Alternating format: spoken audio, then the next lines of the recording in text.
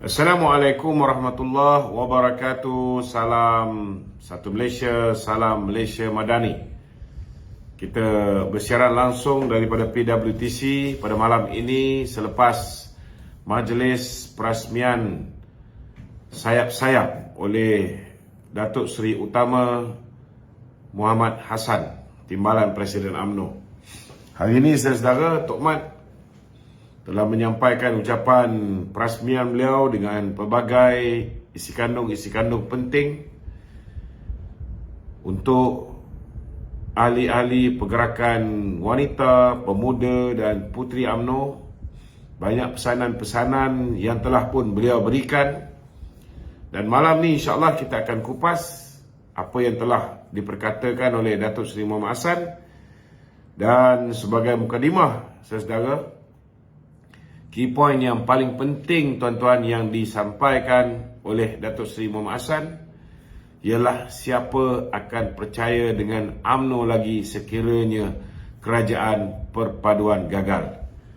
Hari ini alhamdulillah tuan-tuan, Timbalan Presiden UMNO memberikan satu indikasi yang jelas bahawa setiap ahli parti, kepimpinan parti harus memberikan dukungan padu untuk memastikan kerajaan perpaduan ini berjaya, untuk memastikan pasukan kerajaan perpaduan, tak kira daripada PH atau daripada BN, calon-calonnya berjaya memenangi terutamanya dalam pilihan raya di 6 buah negeri yang bakal kunjung tiba ini tuan-tuan. Daripada intipati ucapan beliau memberikan satu isyarat yang jelas. Sekiranya dilayan apa yang cuba dimainkan oleh ahli-ahli parti yang telah mengkhianat pada parti, sekiranya dilayan pihak-pihak yang hari ini walaupun namanya masih lagi ahli UMNO tetapi jiwanya sudah berada bersama dengan Perikatan Nasional, ada yang mewawarkan bahawa kita patut memboikot pilihan raya dan sebagainya. Datuk Seri Muhammad Hassan hari ini memberitahu dengan jelas, sekiranya ini berlaku, sekiranya kita tewas di 6 buah negeri dalam pilihan raya yang bakal diadakan ini, maka orang tidak akan percaya lagi kepada UMNO tuan-tuan. Kerana UMNO, untuk makluman tuan-tuan, seperti biasa, target grup kita ialah untuk mendapatkan sokongan orang Melayu. Dan hari ini juga Timbalan Presiden UMNO telah menyatakan dengan jelas bahawa walaupun kita bersama dengan kerajaan perpaduan, ini langsung tidak sedikit pun mengurangkan agenda kita, agenda utama UMNO, iaitu memperjuangkan agama, bangsa dan negara. Sama juga seperti mana yang diungkapkan oleh Setiausaha Agung UMNO pada pagi tadi. Bila mana kita nak berbincang dengan Pakatan Harapan, 10 perkara telah pun kita letakkan sebagai syarat. Dan prasyarat pertama ialah kita nak tanya, adakah kerajaan perpaduan ini, khususnya DAP, bersedia untuk menghormati apa yang terkandung di dalam perlembagaan persekutuan, terutamanya berhubung dengan isu kedudukan Islam sebagai agama persekutuan, kedudukan hak istimewa orang Melayu, kedudukan bahasa Melayu sebagai bahasa kebangsaan dan kedudukan raja-raja Melayu. Dan bukan sekali tuan-tuan, masa mula nak berbincang, syarat ini telah dipersetujui oleh Yang Berbahagia YB Anthony Loke, Setiausaha Agung DAP. Dan kemudian bila kita muktamadkan, kita tanda tangan perjanjian dengan semua parti komponen, 19 parti komponen yang membentuk kerajaan perpaduan ini. Sama juga tuan-tuan, sekali lagi perkara itu dinyatakan dan dimeterai di dalam perjanjian.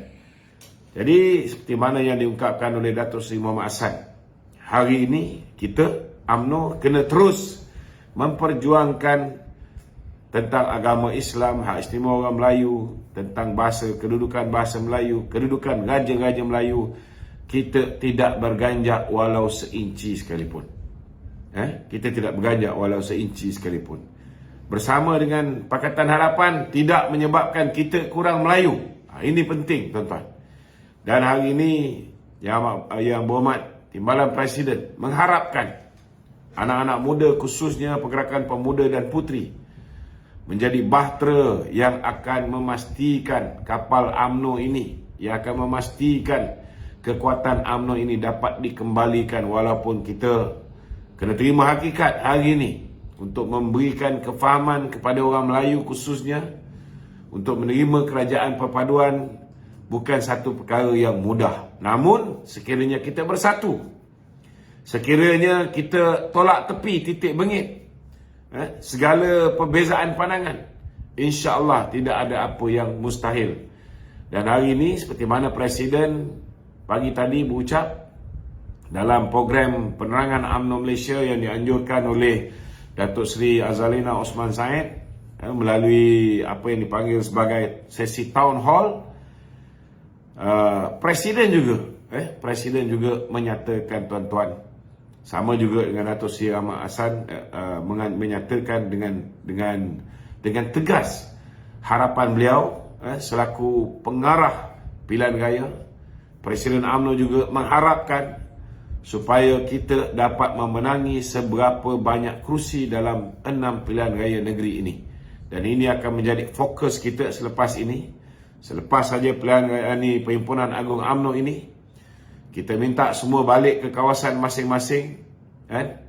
Pastikan agenda kita untuk memastikan Barisan Nasional dan calon-calon kerajaan perpaduan memenangi pilihan raya di 6 buah negeri ini dapat kita laksanakan dengan sehabis baik, insya-Allah. Itu bukan rimah saya pada malam ni. Banyak lagi yang diperkatakan oleh Timbalan Presiden kita yang akan kita ulas, kita bincangkan pada malam ni, insya-Allah. Bagi sesiapa yang ada sebarang persoalan, ada bawa ni. Nombor tu dekat ni tak ada. Kacam. Okey. Ada nombor lain? Untuk sesiapa yang ada sebarang persoalan, boleh ajukan soalan anda di talian 012 012 2600 2600 752 012 2600 752. Silakan. Ya. Kalau kita lihat, ada setengah pihak yang mengajak untuk UMNO ni boleh bersama dengan PKR, boleh sama dengan mana, tapi jangan terima DAP. Bersama dengan PKR, bersama dengan mana? Bersama dengan mana? Ini salah satu benda yang dibangkitkan oleh Datuk Seri Ahmad Hassan, Kelebihan bila kita bersama dengan kerajaan perpaduan ini, we can put an end into racism. Tadi Datuk Seri Ahmad Hassan menggambarkan, dia mengimbau kembali zaman remajanya, zaman sekolahnya, betapa harmoninya rakyat berbilang kaum boleh hidup aman damai. Dan benda ini telah hilang seketika, bila politik perkauman sempit melanda negara kita. Dan hari ini kita mempunyai peluang, untuk kembalikan zaman kegemilangan Malaysia, zaman Malaysia berada dalam keadaan harmoni dengan penyertaan semua parti-parti di dalam kerajaan perpaduan, termasuklah DAP.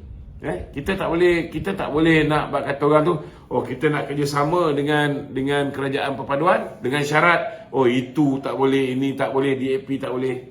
Tuan-tuan, kalau kita nak bersatu padu saudara, kita kena terima hakikat negara ini adalah sebuah negara yang mempunyai masyarakat majmuk, dan negara ini majoriti rakyat dia ialah orang Melayu dan beragama Islam. Kalau kita boleh terima bahawa Malaysia masyarakat majmuk, tidak ada sebab kenapa kita nak menidakkan mana-mana kaum. Hari ini kita kena terima hakikat bahawa DAP dan juga rakan-rakan dalam Pakatan Harapan, mereka menerima sokongan lebih daripada 97% masyarakat bukan Melayu. Ini bukan satu perkara yang bak kata orang tu boleh dibuat main. Maknanya masyarakat bukan Melayu di dalam negara ini memberikan kepercayaan kepada Pakatan Harapan. Dan UMNO saudara, walaupun dalam pilihan raya lepas disebabkan sabotaj parti, fitnah ke atas kita dan sebagainya, prestasi kita tidak berapa baik, namun UMNO masih lagi sebuah parti yang mempunyai keahlian di kalangan orang Melayu paling ramai. Jadi cuba bayangkan, UMNO yang mempunyai keahlian orang Melayu paling ramai bergabung dengan parti yang mendapat mandat masyarakat bukan Melayu. Ini adalah satu gandingan yang akan menghasilkan formula menang-menang ataupun win-win situation. Dan inilah sebenarnya ramuan perpaduan, ramuan keharmonian yang akan membolehkan kita orang Melayu, orang India, orang Cina kembali bertaut dalam sebuah society ataupun dalam sebuah masyarakat yang berbilang kaum. Jadi saya faham ini sebenarnya adalah sebahagian daripada propaganda yang cuba dimainkan. Kita pun dah tengok ada di kalangan kawan-kawan kita sudah mula bermain dengan propaganda ini. Antara perkara-perkara yang dia orang mainkan ialah kita berikan undi hanya kepada calon BN, tetapi kalau ada calon Pakatan Harapan yang bertanding di situ, kita tak payah keluar mengundi. Dalam erti kata dia mahu kita melakukan boikot kepada rakan sepasukan kita. Kalau UMNO buat kerja macam ni, kalau BN buat kerja memboikot calon Pakatan Harapan, dan Pakatan Harapan pula bila dia dapat tahu ada di kalangan kita yang memboikot, mereka rasa terkesan, mereka rasa kecil hati, mereka pula boikot calon BN. Last kali yang untung ialah orang yang menaja propaganda ini, iaitu Perikatan Nasional dan rakan-rakan yang sewaktu dalamnya yang masih lagi berada di dalam BN ini. Kita kena terima hakikat bahawa masih ada lagi kumpulan kecil gunting dalam lipatan yang belum lagi beralih camp, tetapi masih lagi mengharapkan mereka boleh mengubah kepimpinan parti walaupun dah tidak ada peluang dan ruang sebenarnya. Begitu juga ada di antara kita yang mengatakan bahawa kalau calon tu Melayu, kita akan keluar mengundi. Kalau calon tu bukan Melayu, kita tak keluar mengundi. Ini juga akan merosakkan dan akhirnya menguntungkan Perikatan Nasional. Jadi itu sebab kita kena berhati-hati dan berjaga-jaga, jangan kita termakan dengan dakyah-dakyah ini. Dan kita lihat hari ini, orang macam Papa Gomo, Jebat, mereka dengan tanpa rasa segan silu menggunakan nama Datuk Seri Najib. Kononnya Datuk Seri Najib marah dengan Presiden Parti. Kononnya Datuk Seri Najib marah dengan Kerajaan Perpaduan. Kononnya Datuk Seri Najib mahukan kerajaan kerjasama dengan Kerajaan Perpaduan dihentikan ataupun dibungkuskannya saja kerajaan perpaduan ini, dijatuhkan. Ini tidak benar sama sekali. Bila saya pergi ke mahkamah berjumpa dengan Datuk Seri Najib, langsung tidak ada sebarang bentuk arahan sebegini. Hari ini pun kita dah keluarkan kenyataan yang dikeluarkan oleh YB Nizar Najib, anak sulung kepada Datuk Seri Najib. Beliau juga menafikan tidak benar bahawa Datuk Seri Najib marah. Saya pergi itu hari di mahkamah, Datuk Seri Najib berada dalam keadaan ceria. Sudah pasti beliau mengharapkan supaya proses beliau mendapat keadilan segera itu. Siapa yang tak nak keadilan segera? Orang duduk dalam penjara, orang sedang dianiaya, mestilah dia mahu kes dia tu diadili dengan seadil-adilnya, seberapa segera yang mungkin. Dan insya-Allah tuan-tuan, kepimpinan UMNO, kepimpinan kerajaan Datuk Seri Anwar Ibrahim, saya yakin sebagai orang yang pernah dizalimi oleh Tuan Dr. Mahathir, bukan sekali, dua kali, beliau juga sudah pasti faham bagaimana keadaan Datuk Seri Najib di dalam penjara hari ini. Dan beliau juga dia tidak akan membiarkan manusia-manusia lain untuk dizalimi seperti mana beliau pernah dizalimi. Jadi saya harap kawan-kawan kita, khususnya orang-orang yang hari ini menggunakan topeng Datuk Seri Najib, kononnya dia setia dengan Datuk Seri Najib, tapi hakikat dan realiti dia sudah bermeeting ataupun bermesyuarat dengan Ketua Perangan Bersatu. Orang yang hari ini masih lagi pakai baju Barisan Nasional, tetapi hakikat dan realiti dia, kelompok yang dia gauli setiap hari ini merupakan geng-geng Perikatan Nasional. Dia menunggu kita memecat mereka dengan harapan mereka ada value. Seorang yang kononnya tegas akhirnya dipecat supaya mereka boleh bertanding atas tiket Perikatan Nasional. Benda-benda macam ni, saudara, saya harap jangan ahli-ahli UMNO terpedaya. Dan kita harap geng-geng yang atas pagar ini berikan masa yang secukupnya untuk kita lakukan sesuatu bagi memastikan keadilan dapat kita tegakkan dalam kes yang melibatkan Datuk Seri Najib, insyaAllah. Okey, silakan. Tok, balik pada kenyataan Tok Mat tadi Tok. Ya. Ni ada soalan ni, dia cakap UMNO BN ni PRM 14 memang dah kalah. Peringkat DUN pun memang kita dah kalah, dan PRM dalam negeri ni pun tak ada negeri yang diperintah oleh UMNO. Jadi dia tanya apakah signifikan Tok Mat punya statement tu Tok?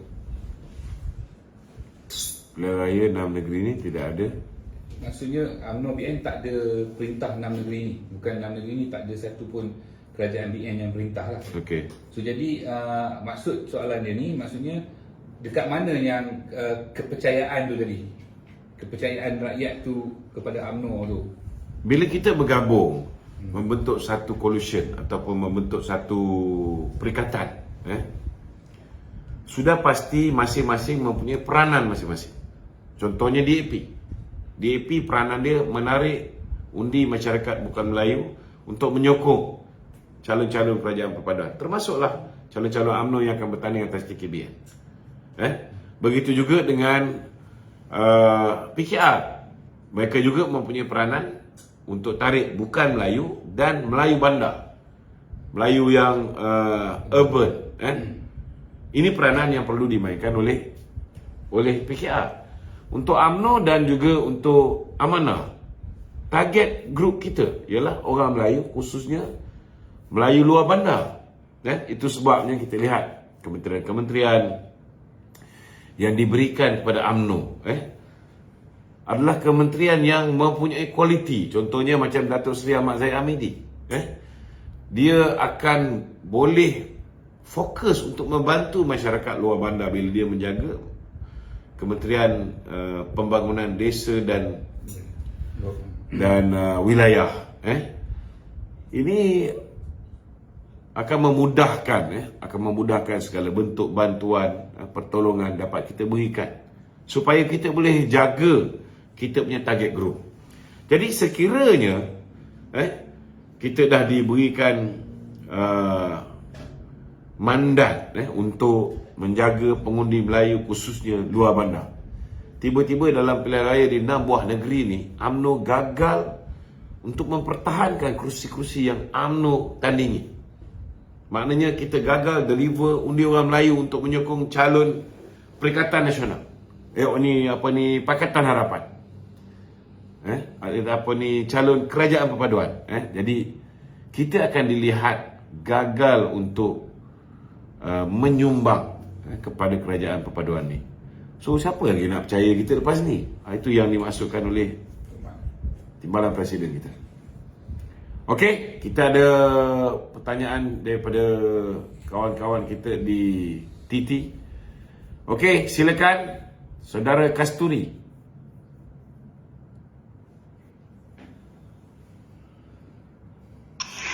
Assalamualaikum. Hello, Assalamualaikum Datuk. Waalaikumsalam. Ya, Kasturi, cakap. Baik, Datuk Lokman, saya nak ulas sikit lah baru-baru Okey. ni kita tengok perjumpaan Tun Mahathir dan terutama dengan Adi Awang lah kan. Okey. Dalam satu sidang media mungkin itu Ya. untuk pemmulaan proklamasi Melayu kot yang bakal dibuat. Ya. Yang itu yang kita agak lah. Okey, tapi setuju tak Datuk Loman kalau saya cakap ni? Saya ada tengok satu kenyataan tu yang tentang penerimaan Tan Sri yang Lim Kip Siang dapat. Ya. Tapi saya rasa itu tak setara lah bila dia comparekan banyak jasanya terhadap negara menaik dengan Nik Aziz dan itu umpama lah kalau kita tengok kat situ dia ibaratkan. Saya rasa tu bagi saya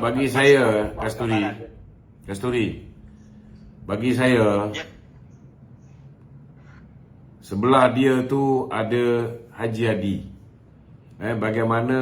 Bagaimana kita tengok Haji Hadi tak berkata apa pun bila Mahathir memperlekeh Tuan Guru Nik Aziz. Langsung tak kata apa. Jadi saya harap orang-orang PAS boleh tengoklah perangai Haji Hadi ni macam mana. Dia tidak ada rasa hormat kepada Allahyarham Tuan Guru Nik Aziz, sehingga membenarkan Mahathir memperlekeh Tuan Guru Nik Aziz begitu rupa,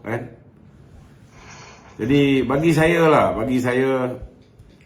dah tiba masa orang-orang PAS sendiri buka mata, Jangan terus menerus walak tak tentu pasal ni. Setia tu penting, tetapi tolong pastikan kesetiaan kita itu mestilah berasas dan bersandarkan fakta. Kalau ada pemimpin kita langsung ya. Kita tak katalah kita bersetuju kebanyakan kita dengan DAP ni, tapi Ya. kalau dia nak compare dengan Allahyarham tu satu benda yang agak melampau lah kalau kita tengok itu kenapa kau nak kena cakap gitu kan. Ya. Sedangkan kepimpinan PAS pun ada kat situ, takkan dia orang tak kata apa-apa. Ya. Itu agak lah ya. Itu sajalah saya nak Datuk Okey, Loman pun dah okey. ulang. Saya tak boleh terima Okey, lah. terima kasih. Sama. Kita ada saudara, seorang lagi, siapa nama? Saya anak Malaysia. Halo. Assalamualaikum Datuk. Waalaikumsalam. Okey, Ya. terima kasih. Minta maaf gambar ni saya cuma nak tunjuk kepada mereka yang duk komplain. Ni saya baru beli tadi pukul 10.21, gula banyak RM2.85. Okey, itu je lah dah. Malam ni malam, bukan siang dah. Pukul 22.21 minit. Okey. Dalam soalan saya, pasal saya selalu bagi bukan di hari ni nak bagi soalan.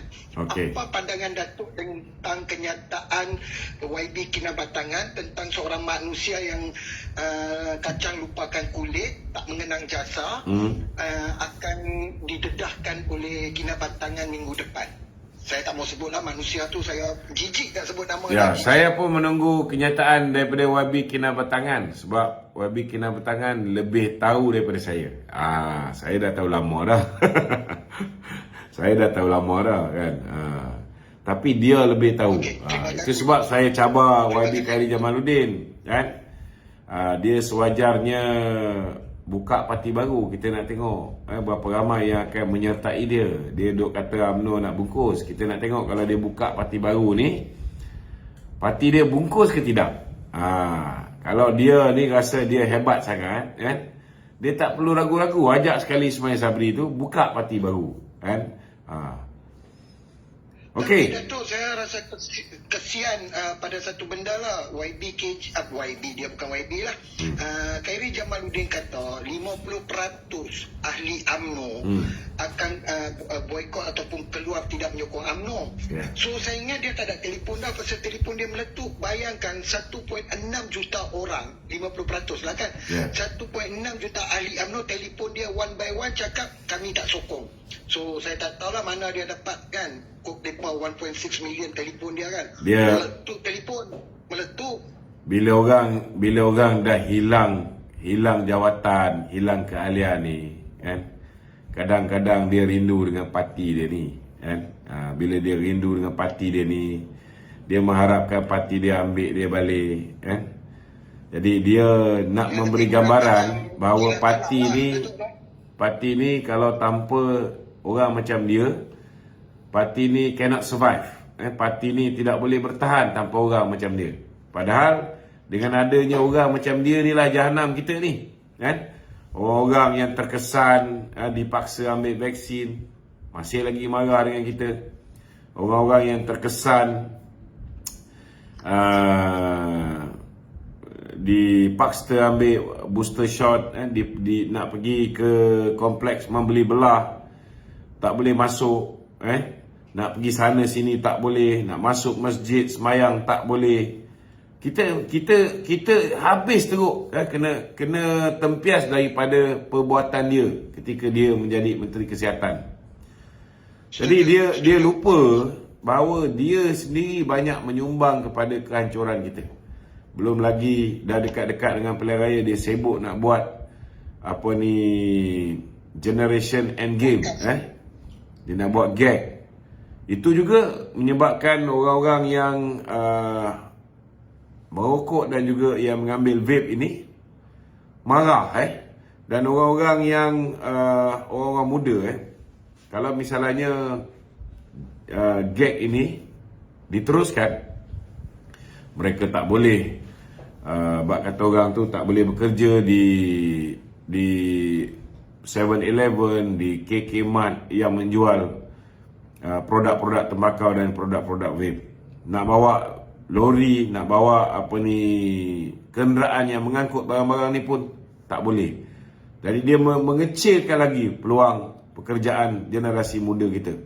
Jadi ini antara benda-benda yang sebenarnya KJ contribute dalam merosakkan keputusan pilihan raya calon-calon Barisan Nasional. Bukan hanya kenyataan beliau yang mengatakan bahawa hari ini parti UMNO dah sesat, parti dah sakit dan macam-macam. Itu juga memberikan kesan yang teruk juga. Jadi saya boleh buat kesimpulan daripada apa Datuk cakap ni, ibarat orang gila talak lah. Gila talak lah. Saya nampaknya begitulah, kan. Dia nak pergi ke Perikatan Nasional, tidak cukup kejantanan. Saya juga rasa kesian kepada Presiden kita yang bekas, Tun Abdullah Ahmad Badawi lah.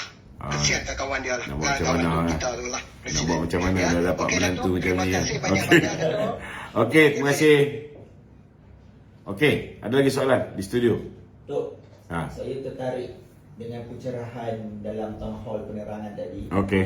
Bila sebenarnya BN buat rundingan dengan PH, tapi rundingan tu sebenarnya telah menarik parti-parti lain untuk menyertai kerajaan perpaduan. Bukan dijemput, tapi mereka yang tertarik. Jadi boleh Tok kongsikan sedikit apa rundingan tu sampai menarik orang parti-parti lain bergabung dengan PH dan BN berbanding dengan Perikatan Nasional. Sebab di peringkat awal kita berunding hanya di antara PH dengan BN. Dan kemudian bila kawan-kawan kita yang lain ini dia nak turut serta, mereka minta supaya ditunjukkan apakah persetujuan yang telah pun dicapai di antara rakan-rakan BN dan juga rakan-rakan PH. Dan akhirnya sebahagian besar daripada apa yang terkandung dalam perjanjian awal itu juga menjadi perjanjian akhir yang ditandatangani oleh kesemua parti-parti politik, termasuklah GPS, GRS, KDM, Parti Warisan, Parti Bangsa Malaysia, semua sekali itu. Maka akhirnya semua mengambil semangat yang sama. Itulah acuan yang telah akhirnya berjaya membentuk Kerajaan Perpaduan. Nama kerajaan ini ialah Kerajaan Perpaduan. Itu kita namakan. Ini bukan maknanya macam diungkapkan oleh Si Sagung tu. Bukan bermakna ini kerajaan bak kata orang tu kerajaan yang dengan simple majority dan sebagainya. Kita adalah sebuah kerajaan majority. Sebuah kerajaan majority. Sebuah kerajaan kerjasama parti-parti politik yang mempunyai 2/3 majoriti. Cuma kita namakan kerajaan ini sebagai Kerajaan Perpaduan. Suka hati kita lah kita nak namakan apa, kan? Kita nak namakan kerajaan ini Kerajaan Kebawah Yang Maha Mulia Sri Paduka Baginda Tuan Agong pun boleh. Kita nak namakan kerajaan ini kerajaan madani pun boleh kan. Tetapi di dalam persefahaman ini kita nyatakan di situ kerajaan gabungan parti-parti politik ini kita beri nama sebagai kerajaan perpaduan. Ya. Okey, Tok. Okey. Ada satu soalan lagi Ya. Kita biasa lihat UMNO dan BN ni lebih kepada konservatif. Okey. Dan Pakatan Harapan pula lebih kepada progresif. Bagaimana Tok melihat dua perkara ini untuk membimbing atau untuk menjadi sebuah kerajaan perpaduan? Saya nampak kita akan menjadi melengkapi satu sama lain. Pendekatan konservatif juga masih lagi efektif untuk kumpulan-kumpulan sasar tertentu. Sama juga pendekatan yang diambil oleh Pakatan Harapan juga, bersesuaian dengan kumpulan sasar mereka. Dan saya yakin kita ada 4 tahun setengah. Mungkin kita nak lihat kejayaan dalam pilihan raya di 6 buah negeri ni. Keserasian itu mungkin nak nampak hasil yang lumayan tu susah sikit. Sebab kita tahu bahawa doktrinasi Tun Dr. Mahathir terhadap khususnya rakan kita DAP ni terlalu tebal. Kesan dia tu terlalu dahsyat. Ianya memerlukan masa. Tetapi kalau kita ada 4 tahun setengah, yang konservatif akan mula memahami sebelah lagi satu, yang sebelah lagi satu akan lebih memahami kaedah pendekatan yang diambil oleh UMNO. Saya yakin akhirnya nanti akan ada satu new blend. Akan ada satu new blend, satu pasukan yang boleh bertolak ansur antara satu sama lain, boleh saling menerima pandangan satu sama lain, boleh saling menegur. Tak bererti segala apa yang dilakukan oleh rakan komponen kita ni, kalau kita tak setuju, kita akan diam. Kita juga akan membuat teguran. Sudah pastilah bila kita dah berada di dalam satu pasukan itu, teguran kita tak sama bila kita menegur musuh kita. Bila kita menegur musuh kita, kadang-kadang ayat-ayat maki hamun macam yang selalu dikeluarkan oleh Sanusi itu akan keluar, kan? Itu kita tak boleh nak elak, betul tak? Tetapi bila kita menegur rakan satu pasukan kita, sudah pastilah kita akan lebih berhemah.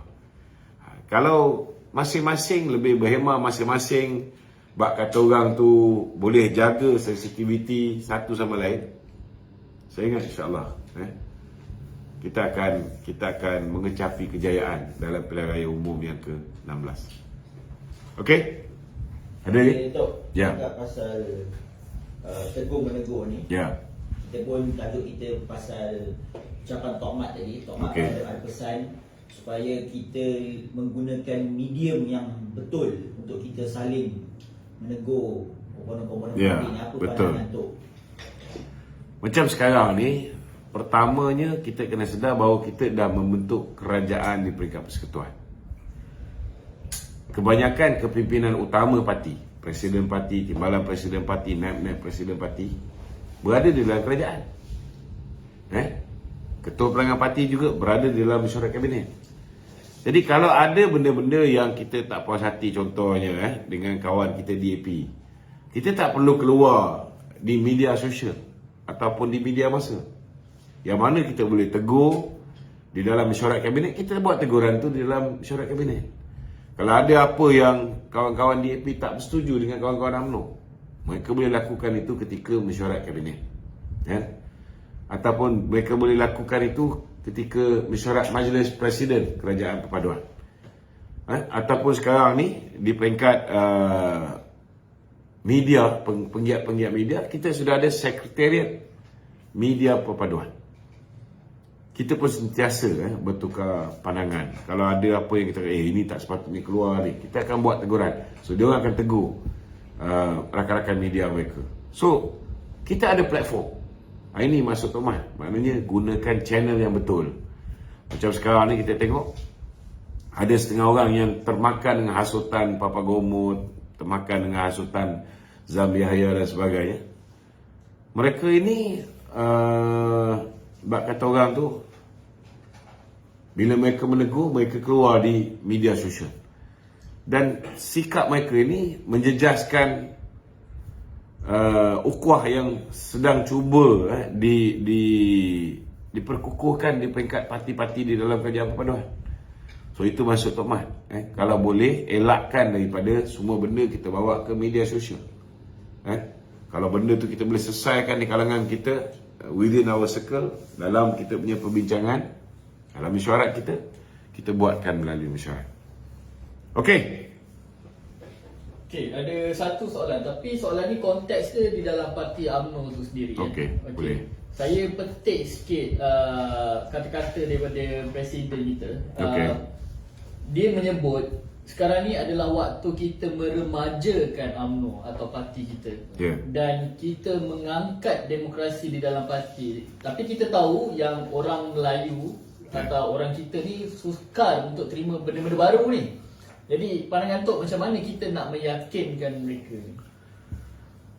Tadi Presiden pun mengharapkan supaya Tok Mat selaku pengarah pilihan raya akan pastikan bahawa kali ini dalam pilihan raya kita lebih menyantuni calon-calon daripada wanita, calon-calon pemuda.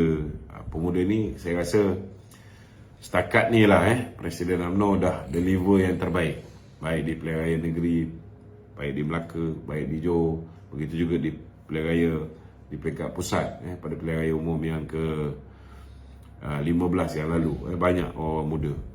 Begitu juga dengan calon-calon wanita muda ni.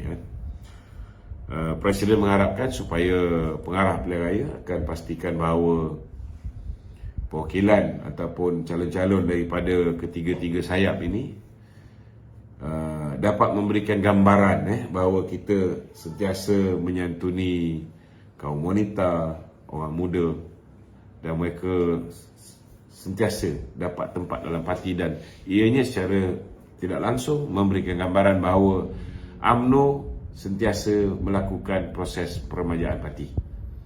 Itu penting, itu penting. Namun dalam masa yang sama sudah pastilah orang lama juga penting. Orang lama yang boleh mengikuti progres anak muda, yang boleh mengikuti peredaran zaman, yang IT savvy, yang boleh bak kata orang tu bergaul dengan semua lapisan masyarakat juga, sudah pasti tetap akan dipertimbangkan dan akan bak kata orang itu menjadi golongan yang akan memimpin anak-anak muda sekiranya kita berjaya membentuk kerajaan secara bersama dengan kawan-kawan Pakatan Harapan kita di 6 buah negeri ini. Okey? Tok, Ya. UMNO nampak ada perubahan bila Presiden pun berpesan kepada pengarah pilihan raya Timbalan Presiden sendiri untuk kemukakan calon-calon baru. Bagi saya ia satu perkara baharulah untuk UMNO. Dan mungkin gaya politik hari ini pun politik yang lebih dinamik. Anak muda dah tak berminat untuk menjadi ahli parti. Bila-bila sahaja mereka boleh swing. Dan ini strategi yang betul untuk UMNO bagi menghadapi dalam PRN dan seterusnya pilihan raya. Bagi saya, kalau kita sedar bahawa kelemahan kita ialah generasi muda, kita kena pastikan bukan hanya calon-calon pilihan raya kita, mesti ada komposisi daripada generasi muda ni yang commensurate ataupun yang bersesuaian dengan jumlah orang muda ni untuk kita letakkan sebagai calon-calon pilihan raya. Tapi dalam masa yang sama, dari segi jurucakap kita, kita walaupun hari ini kita masih lagi melakukan pendekatan, menyampaikan ceramah-ceramah di dalam siri-siri kempen kita secara bersemuka, namun ianya perlu melalui proses perubahan bersesuaian dengan keadaan hari ini. Maknanya bila buat ceramah tu kena pastikan live pun kena buat, sesi dialog dengan orang muda pun kena buat. Jadi jurucakap kita pun tak boleh semua sekali nak harap orang tua untuk cakap dengan orang muda. Mungkin gaya bahasa tak sama, cara pemikiran tak sama. Jadi itu pun yang akan insyaAllah penerangan UMNO Malaysia, kita komunikasi UMNO, kita akan lebihkan, kita akan ramaikan lagi jurucakap kita di kalangan orang-orang muda kita ni, supaya orang muda ni lebih mudah menerima pandangan-pandangan dan lebih mudah diyakinkan oleh rakan-rakan sebaya dengan mereka. Ini antara benda-benda yang kita akan lakukan. Okey, Tok, soalan panas sikit lah. Okey.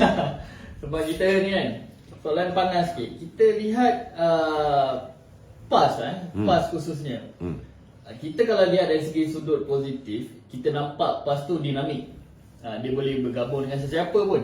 Dia boleh bergabung dengan DAP, dia boleh bergabung dengan Bersatu dan sebagainya. Kalau positif nampak dinamik lah. Nampak dinamik. Tapi kalau negatif nampak macam pelacur. Kalau dah kenal, pelacur politik kalau lah. dah kenal, baru kita akan sedar bahawa mereka ni tidak pernah setia dengan mana-mana sahabat mereka. Betul. Dan PAS juga main naratif sokong DAP ni, sokong komunis dan sebagainya. Sedangkan sebelum ni mereka ni menyokong DAP. Ya, betul. So pandangan tu? Pandangan saya itulah PAS. Itulah PAS. Perangai dia begitu. Bila dia perlukan sokongan masyarakat Cina, dia mengharapkan sokongan masyarakat Cina, masyarakat India ni boleh menambah peluang dia untuk menang lebih banyak kursi, maka dia bersama dengan DAP. Bila dia rasa bahawa dia sebagai sebuah parti Islam, kalau dia bersama dengan DAP, dia punya keputusan pilihan raya lebih teruk daripada bila dia tidak bersama dengan DAP secara terang-terangan. Kena ingat 1999 mereka belum bentuk barisan alternatif lagi. 1999 PAS menang besar. Sebab apa? Sebab kerjasama ialah antara PAS dengan PKR. Masa tu dipanggil Parti Keadilan. Kerjasama di antara PAS dengan Parti Keadilan. Kemudian kerjasama di antara Parti Keadilan dengan DAP. Tidak ada kerjasama. Mereka buat apa yang dipanggil sebagai tahaluf siasi, di mana mereka bekerjasama dalam satu collusion. Tak ada. Cuma ada mutual understanding. Masa tu dia menang besar. Tetapi pilihan raya 2004, bila mereka bentuk barisan alternatif, pada ketika itu mereka kalah teruk. Itu yang mula bercerai-berai tu. Dia dengan DAP bercerai. Kemudian dia berpakat dengan orang lain. Dia pernah berpakat dengan UMNO sekejap. Kerana masa dia berpakat dengan UMNO tu, beberapa tahun sebelum tu, ketika dia kehilangan suami lama, DAP. Orang yang membantu dia dari segi kewangan tak ada. Maka dia beralih minta bantuan dengan Datuk Seri Najib. Kita bantu dia. Kita bantu dia bukan setakat orang nampak kita bantu dia di Kelantan, di ketika banjir dan sebagainya. Sebenarnya muktamad dia orang tak ada duit pun Datuk Najib bantu. Pilihan raya yang 2018 pun kita bantu dari segi kewangan. Cuma kita silap pencaturan kerana kita mengambil sampling Sungai Besar dan Kuala Kangsar. Kita lihat pada ketika itu, sekiranya pilihan raya ini melibatkan pertandingan 3 penjuru, ianya menguntungkan kita. Sebab kebetulan kita menang di Sungai Besar, YB Budiman menang, dan kemudian di Kuala Kangsar Mastura menang, So kita ingat kalau pertandingan 3 penjuru tu menguntungkan kita. Jadi Datuk Najib bantu mereka. Rupa-rupanya duit yang kita bagi untuk dia bertanding di seluruh negara, dia gunakan hanya untuk fokus memenangi Kelantan, Terengganu dan Kedah. So dia akhirnya strategi kita ni memakan diri dia. Memang PAS ni tak boleh dibantu. So bila kita dah kalah pilihan raya, kita nampak mereka ni merapatkan diri dengan kita. Cuma bila dia sedar bahawa kita tidak semewah dulu, sebab kita mana ada duit, kan? Itu yang tak lama selepas itu mereka mencari tempat bergantung yang baru. Mula-mula mereka cuba dapatkan royalty minyak daripada Mahathir. Itu yang dia buat apa? Kongres Marwah Melayu. Dia buat tu. PAS antara orang yang menjadi pelopor. Kemudian kita lihat mereka membentuk kerajaan bersama Tan Sri Muhyiddin Yassin. Dan kita lihat daripada situlah mereka secara senyap-senyap mewujudkan sebuah parti yang dipanggil Perikatan Nasional tanpa konsult kita. Dia dah tanda tangan piagam Muafakat Nasional dengan kita. Tapi senyap-senyap dia tubuh parti dengan Bersatu Parti Perikatan Nasional. Ini tak betulnya PAS. Dan bila mereka tengok duit Tan Sri Muhyiddin sudah dibekukan dan sebagainya, dia tak tahu duit Muhyiddin ni banyak. Banyaknya di luar sistem. Jadi mungkin persepsi PAS bila Muhyiddin dah tak ada ni, dia kena cari tokey baru. Itu yang pergi cari Mahathir. Dia tak tahu Mahathir ni tak hidup masin. Okey, Tok. Okey. Tok sebut pasal Mahathir tadi kan. Ya. Lepas tu 2-3 hari ni kita tengok Sir Azri dengan Mahathir, Sir Azri bercium tangan, potong rambut bagai kan. Ya. Lepas tu ada proklamasi Melayu dan sebagainya. Ya. Dan kita tahu, kita dah lihat benda ni yang orang Melayu dah tolak Mahathir dekat Langkawi sampai hilang deposit. So Bukan orang Melayu tolak Mahathir. Dekat Mereka bertanding 122 ke 140? 140 lebih. 142 Mereka bertanding di 142 kursi. Mereka kalah semua kursi. Dan mereka hilang deposit di semua kursi, termasuk kursi yang Mahathir bertanding, termasuk kursi yang Boboy bertanding. jadi dekat mana relevannya Mahathir? Memang tak relevan. Kita ni semua memang tahu Mahathir ni tak relevan. Tetapi tak tahulah. Saya pun tak sangkalah mereka ni bingai sangat macam tu kan. Dia tak sedar bahawa dengan menarik Mahathir tu, ianya boleh memusnahkan lagi sokongan dia. Okey, Waalaikumsalam. Tu. Ya. Assalamualaikum, selamat malam tu. Ya. Waalaikumsalam. Ni tu nak tanya sikit berkenaan dengan keadaan di sebelah sana lah. Diorang banyak menyerang kita dari aspek kita bekerjasama dengan DAP je. Ya. Tapi tu, diorang sebelah sana, diorang pun bekerjasama dengan gerakan, betul tak tu? Betul? So tu, sebab saya baca sekilas pandang, sekilas lalu perlembagaan dan falsafah parti gerakan ni nampak seolah-olah macam sama dengan DAP. Ada sebut istilah seperti liberalisme. So, dan saya terkaitkan juga sebab saya pernah baca kisah pasal 13 Mei dulu. So, antara orang yang banyak buat provokasi ke atas Melayu ni semua, antaranya ialah gerakan dan DAP. Betul. So, DAP dan gerakan boleh tak dikatakan lebih kurang sama kalau nak dibandingkan dengan MCA? Ya, memang sama. Sebab peristiwa 13 Mei itu pun yang mencetuskannya gerakan di Pulau Pinang. DAP joint venture je. Perarakan tu bermula. Pertembungan ni berlaku semenjak gerakan buat perarakan tu. Itu yang menyebabkan tercetusnya perbalahan. Jadi memang betul lah. Cuma beza dia, bila gerakan dah bersama dengan UMNO di dalam kerajaan Barisan Nasional, kita dapat rasionalkan mereka, kita dapat ubah mereka, kita dapat bentuk mereka menjadi lebih bertolak ansur. Jadi saya yakin, dan ini yang PAS dan Bersatu takut. PAS dengan Bersatu takut UMNO boleh bak kata orang ni, boleh membentuk DAP tu menjadi sama macam gerakan setelah gerakan bersama dengan kita. Yang ini yang dikuatiri oleh PAS, sebab PAS gagal gagal. Sama juga dengan apa ni, Bersatu pun gagal.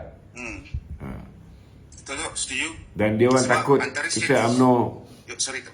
boleh merubah. Boleh merubah. Kalau kita tengok Setuju? contohnya lah, dalam DAP punya perlembagaan yang Anwar Musa duk kata kan, dia kata dalam perlembagaan DAP dia cerita pasal deklarasi setapak lah, dia cerita pasal dalam perlembagaan DAP ada rancangan Malaysian. Ini dalam erti kata lain, dia nak hak sama rata semua kaum. Betul tak betul? Benda ni bercanggah dengan perlembagaan persekutuan ke tidak? Bercanggah. Betul tak? Tetapi bila kita nak bekerjasama dengan Pakatan Harapan, kita letak syarat dengan DAP. Mereka harus menerima, syarat kita yang pertama tu ada 4 perkara. Mereka harus terima apa yang terkandung di dalam perlembagaan persekutuan berhubung dengan hak istimewa orang Melayu, kedudukan Islam sebagai agama persekutuan, kedudukan bahasa Melayu dan juga kedudukan Raja-Raja Melayu. Dan jawapan YB Anthony Loke, kita akur dengan apa yang termaktub di dalam perlembagaan dan kita juga akur dengan apa yang ada di dalam kontrak sosial. So itu jelas membuktikan bahawa DAP juga bukan DAP yang lama. Jadi tak payah duk ratib ulang balik Malaysia, duk ulang balik sama rata, duk ulang balik apa ni, deklarasi setapak. Dah tak ada lagi dah. Kena faham tu, bila mereka kata mereka tunduk dengan perlembagaan persekutuan, dan hari ni dah terbukti dah. Bila mana kita tengok dulu, DAP tak pernah pun terima darjah kebesaran daripada Raja-Raja Melayu, Sultan Melayu ni, Agung Melayu ni. Tak pernah. Dan dalam erti kata, mereka tidak pernah mengakui ketuanan Melayu lah, senang cerita. Tapi hari ini mereka sudah mengiktiraf kedudukan hak istimewa orang Melayu dan Raja-Raja Melayu sebagai ketua orang Melayu dan juga ketua ataupun payung agama Islam.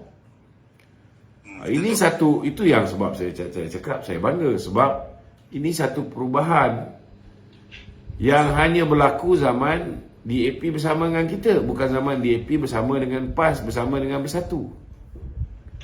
Itu kadang-kadang orang tak faham macam mana ni Lim Kit Siang dapat Tan Sri, kau pula bangga. Dia orang tak dengar, tak baca, tak dengar betul-betul apa saya cakap kan. Saya cakap saya bangga dengan perubahan yang berlaku di dalam DAP. Kerana kita ingat yang berubah ni ialah generasi baru DAP yang lebih pragmatik dan sebagainya. Tetapi hakikat dia, Lim Kit Siang itu sendiri pun alhamdulillah dah berubah. Okey. Betul tu. Sebab dulu kalau kita tengok Weta Murti nak pakai songkok pun dia macam rasa hina. Tapi sekarang Lim Kit Siang sanggup pakai songkok. So nampaknya kita dah Weta Murti kan? Bukan DAP. Weta Murti Hinraf. Oh. Ya. Hinraf. Tapi ada seorang wakil rakyat DAP daripada negeri Perak. Memang ada dulu. Dia tak nak pakai songkok. So dekat Waalaikumsalam. Ya. Silakan. Salah.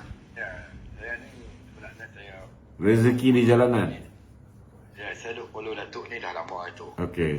Bagi saya Datuk seorang fighter lah, seorang pejuang UMNO Terima kasih. yang saya hormat lah. Saya selalu follow, saya tengok apa fakta-fakta yang Datuk bagi kan. Cuma saya harap Datuk, perhimpunan agung kali ni kita dapat, UMNO dapat mengorak langkah kepada satu hal tuju yang boleh memantapkan dan meremajakan UMNO lah Datuk. Okey. Jadi apa yang perlu, apa yang saya nak Datuk clearkan dalam perhimpunan agung kali ni ialah kita sebenarnya kalau nak bergerak ke depan Datuk, kita nak UMNO nak bergerak ke depan, kita mesti bergerak bersama-sama Datuk. Kita bergerak sekali. Betul. Kita tak boleh ada satu bergerak ke kanan, ada satu bergerak ke Betul. Ini yang saya duk tengok dalam TikTok ni dah lama dah. Dia kena seia sekata. Ya. Sehati sejiwa. Dia Betul. Ya. Ya betul tu. Jadi saya pun heran. Kenapa dalam UMNO kenapa perlu ada haluan kiri? Betul. Haluan kiri ni sepatutnya dah tak ada dah tu. Ya. Ya, saya biasa masuk satu room haluan kiri ni ada tu. Haluan kiri ni apa yang saya nampak diorang ni adalah apa pemuja-pemuja dan pecinta-pecinta kepada kepimpinan lepas. Kucing tu lapar tu. Ada bunyi kucing. Saya belah banyak kucing tu. Oh, banyak kucing kan? Tiga. Oh, okey. Saya belah banyak. 3-40 ekor saya belah ni. 3-40 ekor, amboi ramainya. Banyak-banyak tu. Baru pada gaji pergi makan kucing. Oh, I see. Banyak pahala tu. Ya tu. Saya sebenarnya perjuangan saya dalam tu. Dalam UMNO ni bukan daripada saya lagi tu. Daripada datuk, nenek, turun-temurun sampai ke saya sekarang. Jadi apa yang saya nak Perhimpunan Agung ni kita dapat UMNO dapat mengorak langkah InsyaAllah bersama kerajaan sekarang tu. Jadi saya tengok dekat satu room sebelah apabila ada orang mengundang, saya orang Kedah tu apabila depa mengundang Datuk Adnan Smart masuk ke room dia orang. Room haluan kiri.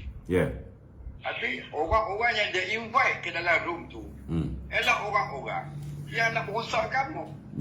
Atas likas sultan. Jadi saya kata untuk membincangkan hala tuju UMNO dalam room macam tu tak sesuai lah tu. Betul. Tak sesuai. Dia orang lebih banyak memprovokasi. Dia sekarang ni kita sepatutnya hari ni kita kena lebih bijak.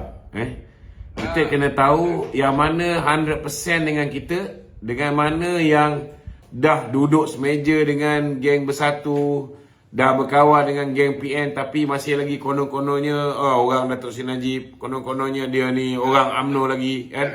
Kita kena bezakan benda ni.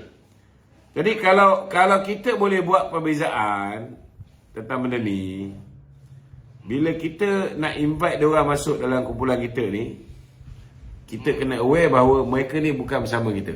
Jadi cara kita layan, kalau cara kita layan orang yang bukan bersama dengan kita, orang yang menjadi gunting dalam lipatan ni sudah pasti tak samalah dengan cara kita layan kawan-kawan kita. Itu nak kena faham. Apabila room kita buat tajuk room kita, adakah Perhimpunan PAU kali ini dapat membawa UMNO ke arah yang lebih baik. Jadi, patutnya dalam room itu adalah membincangkan hala tuju UMNO saja. Kita tidak boleh menginvite orang yang mau memprovok ataupun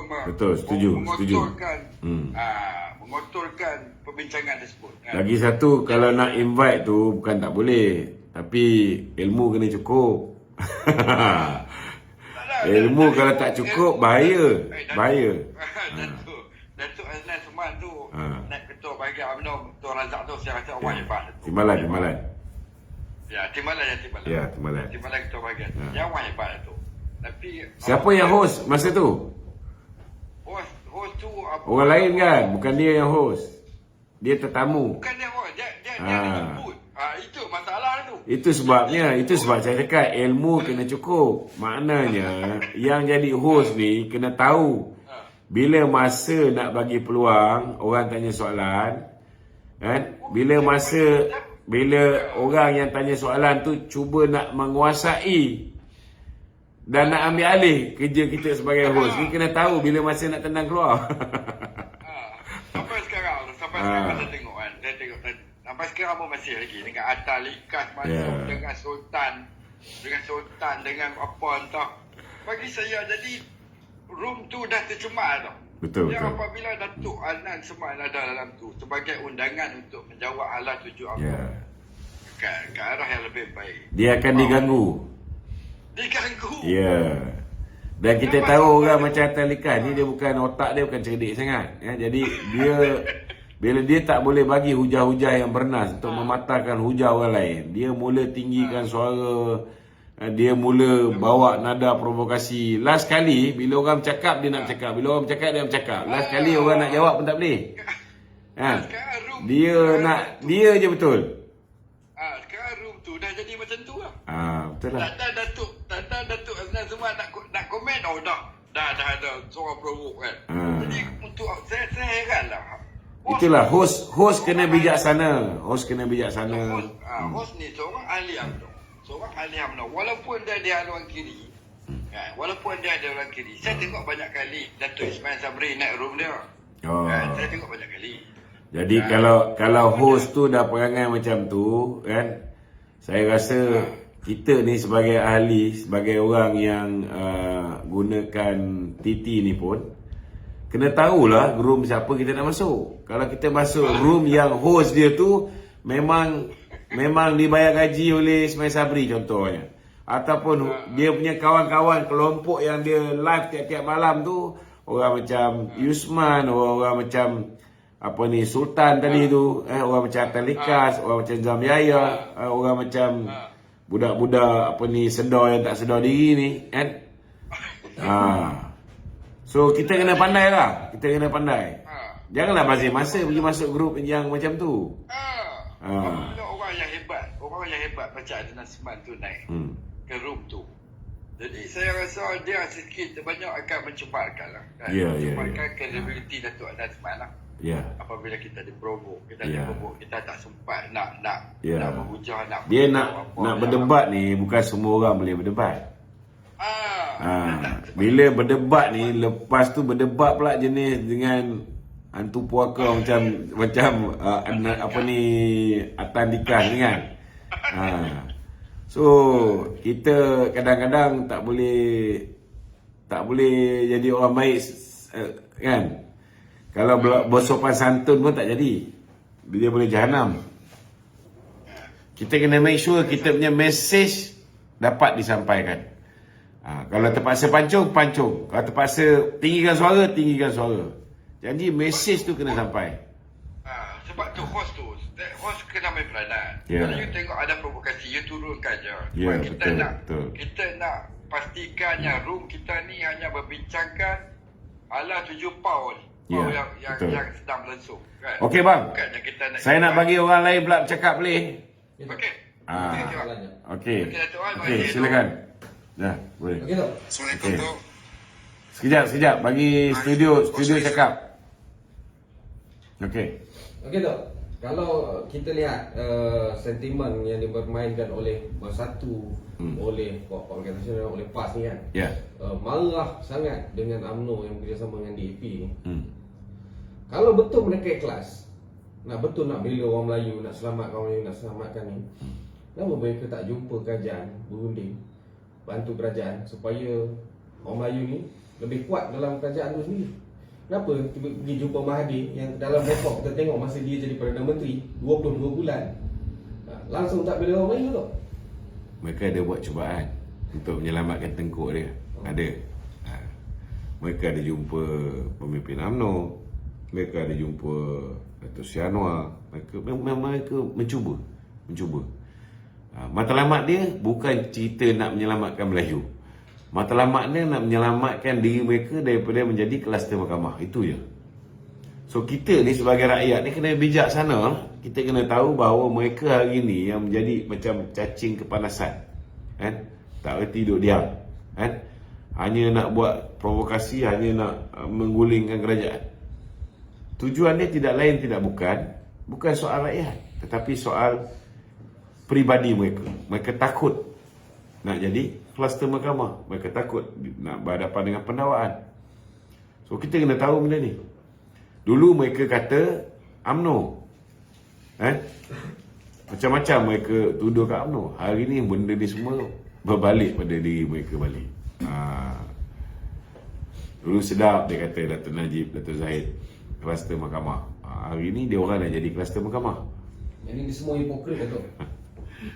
Kita dah lama tahu dia hipokrit. Okey, kita dah 1 jam ni. Saya ucap jutaan terima kasih kepada semua yang telah memberikan pandangan-pandangan dan sebagainya, yang telah bertanya soalan. Kita minta sahabat-sahabat yang mengikuti live kita pada malam ni, tolong share live kita ni, tekan share supaya proses kita untuk memberikan kefahaman kepada kaum B ni akan lebih berkesan. Kalau tuan-tuan nak share pun tekan payah. Tolong save nombor telefon saya 01 0138387038. 0138387038. Masukkan nombor saya ni di dalam grup WhatsApp, tak kira lah WhatsApp keluarga ke, taman ke, bekas pelajar universiti ke, WhatsApp grup politik ke, masukkan nombor saya tadi 0138387038 supaya saya boleh hantar maklumat-maklumat ini terus kepada grup WhatsApp tersebut. Sekian, Assalamualaikum warahmatullahi wabarakatuh. Assalamualaikum. Salam.